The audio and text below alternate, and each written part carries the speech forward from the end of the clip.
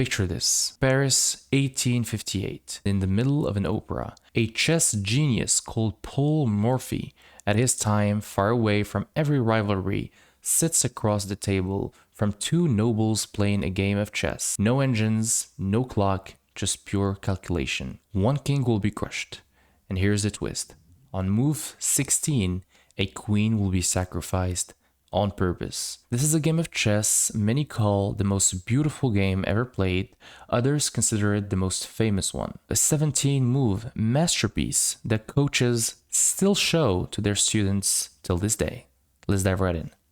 So in 1858, Paul Morphy was considered so much better than all his competition. He was in Paris and he was watching an opera, and he was invited by the Duke Karl and his friend to play a chess game. It's said that Paul Morphy actually wanted to watch the opera, but the problem is during all the chess game he was facing it with his back, and that during the game he would turn so many times to try to take some glances, all while creating the masterpiece we're about to see. The game starts with the move e4, freeing the bishop, freeing the queen, and controlling the center. This was the most famous move played at that time. The Duke responds with pawn to e5, himself controlling the center and freeing the bishop with the queen to get out. Paul continues with knight to f3, developing his piece and controlling these two central squares, putting pressure on the pawn here on e5, and black plays d6. Now, this is not a bad move. You could not take because you would be given a 3-point knight for a 1-point pawn. You don't want to do that. But this is not the move that would be played in today's games. Today, you would find something like knight c6, defending your pawn, and also developing the piece, or something like knight f6, called the Petrov defense. And the point here is if knight was to take on e5, then the knight would take on e4. So you're basically saying you're not going to defend the pawn directly by playing the knight to c6 or playing d6 so that you can't take. I am defending it indirectly so that if you take a pawn, I'll just recapture on e4 and we're equal in terms of material. But okay, the Duke plays the move d6, which is called the Philidor defense, and white immediately strikes in the center with the move d4, basically questioning this black setup. Now, what do you do as black? Do you take on d4? You just ignore d4 and continue with your development and calculate something like d takes on e5? What do? So here black plays the move bishop to g4, pinning the knight. I always like to say, when you pin a piece, you're restricting the piece. Try to see it. A pinned piece is a restricted piece because that piece cannot move. So here black threatens to take on d4. The knight will not be able to take back, so let's just play a random move by white. Black takes on d4, and here you can't take with the knight because if knight takes, then bishop takes queen, and you just lose the game. You don't want to do that. So you have to take it back with the queen, but here you give an easy development for black as black plays knight to c6, attacking the queen, so you have to move the queen back. And in general, you don't want to help black develop his pieces, and you want to avoid doing that. So okay, white plays himself, d takes on e5, and here black plays bishop takes on f3, bishop takes knight, and white responds with queen takes on f3. Now you might be wondering, why didn't black capture first the pawn? As this whole sequence started with d takes on e5, why didn't the pawn capture first? Well, because it simply doesn't work. Let's show it. If pawn takes pawn, then queen takes queen, check. You have to take back, or else you just lost your queen. And first of all, this is an issue because you just lost as a black your right to castle. And then you have the move knight takes on e5. And now look at this position. You are a pawn up, you are threatening the bishop to take it, so black has to react, and you are threatening the move knight takes on f7, forking the king and the rook. So when d took on e5, you simply cannot recapture directly. And this is why black played bishop takes knight and queen captures back. You capture back with the queen and now with the pawn, because if you capture back with the pawn, then you have just ruined your pawn structure, as you can see. So okay, bishop takes knight on f3 and queen takes back the bishop to not ruin the structure, and only then does black capture back the e5 pawn. White plays the move bishop to c4. And this is a nice move because you are developing your bishop, so you're continuing with the openings principle of developing the pieces. And the bishop, not only is he controlling some very central, deep squares in black's position, but is also putting a lot of pressure on this f7 pawn. This f7 pawn is extremely weak. He's already pressured twice by the queen and by the bishop, and if you don't pay attention, that will be checkmate. So if you just continue your game normally with something like knight to c6, then you get mate in one, as the queen would take on f7 and you're just mated. So here black plays the move knight to f6. So this is one way to defend. Black is developing his piece and he's putting his piece between the f7 pawn and the queen so that the queen cannot take. White plays the move queen to b3. So using the whole board, playing on both sides of the board. This move is very nice because first of all, it keeps the pressure on the f7 pawn. You're again threatening to take with the bishop. If black is not careful, then you can simply play bishop take on f7 check.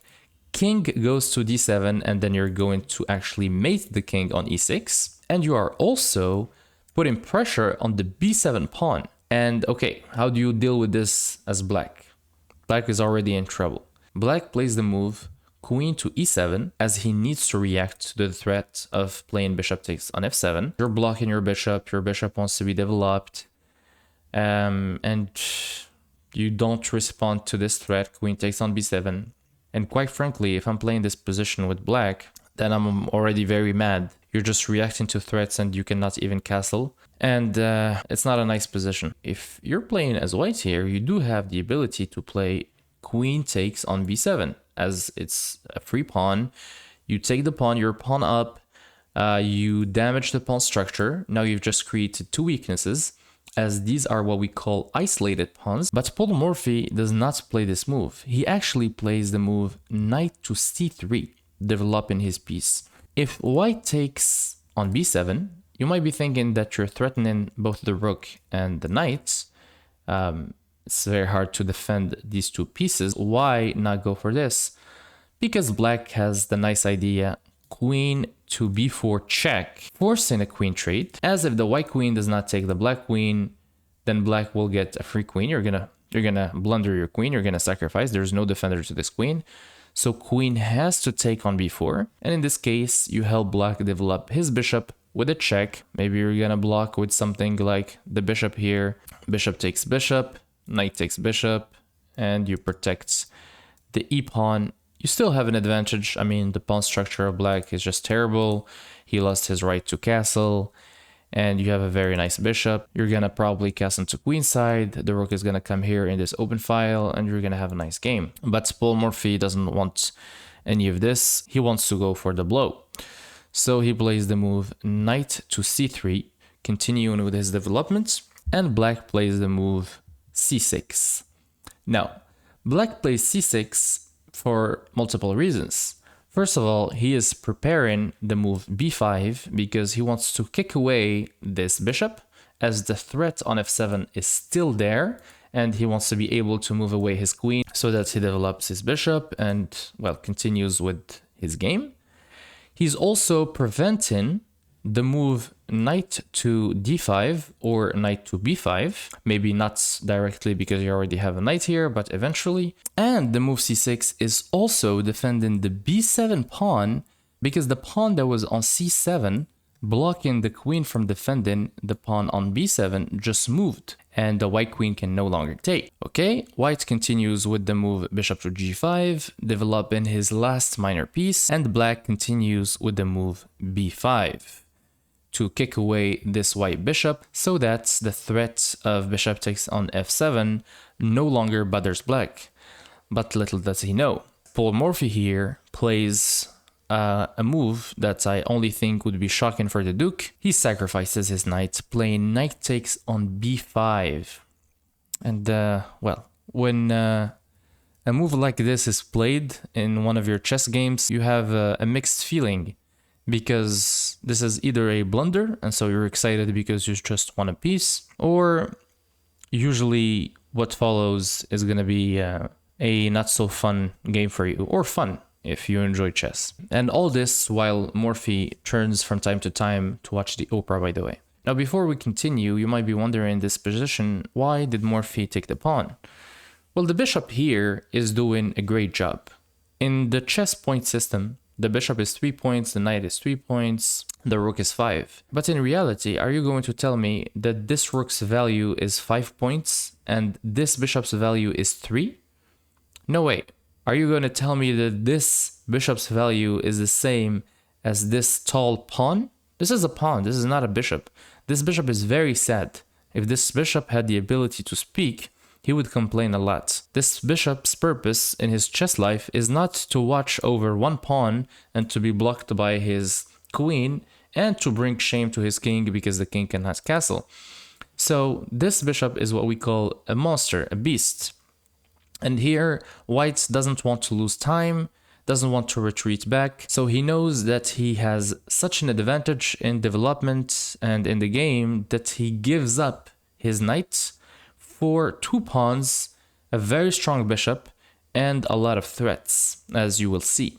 White checks the king. He cannot go with the king here because he will just run into a long castle and the rook will check him, and what will follow is not going to be pleasant. And he cannot block with this knight as this knight is pinned, and if the knight moves, then white takes the queen. So okay, he plays knight b7, he pins himself, and white plays the move long castle. Adding more pressure to the pinned piece, you want to attack more and more the pinned piece, the restricted piece, in hope of winning material. Black cannot get out of this pin yet, so he plays the move rook to d8, adding another defender to this knight. Rook takes on d7. He gives up his rook, but just for the moment, and he gets the rook into a pin. He attacks the rook again with the move rook to d1, so again he adds another attacker to the pinned piece, and he's threatening to win that rook. Black continues and pinning himself and freeing his bishop to get out, but black was completely unaware of what's coming, and this was the final blow as white plays the move bishop takes on d7.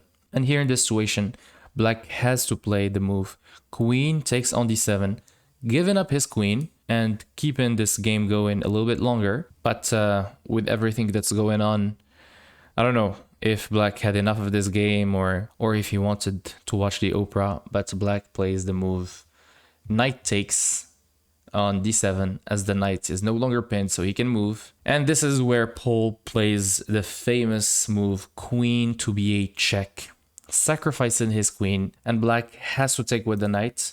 This is what we call a forced move. If it was a pawn here, for example, then it would have been checkmate as black has nowhere to go. So the knight has to take the queen on b8. And why did he sacrifice?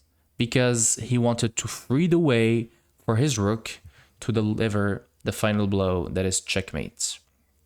And this was the famous opera game played in 1558 by Paul Morphy. Such an instructive game. It has everything. Paul Morphy developed his pieces, sacrificed his knight, sacrificed his rook for compensation, and he ends the game with this beautiful checkmate. I hope that you've enjoyed this game. I hope that you can play in one of your games some similar stuff. If you had to take something away from this game, and you can take many things, it definitely is to develop quick your pieces. Look for pins. Don't just sacrifice your pieces. If you don't calculate and don't have compensation, then you're just going to lose the game. But honestly, would you even be considered a chess player if you don't look at the possibility of playing knight takes on b5? These are the kind of moves that we're all looking for and that we all hope we can play and that we can actually win and not just be considered a blunder. But anyway, hope you enjoyed the video, and until next time.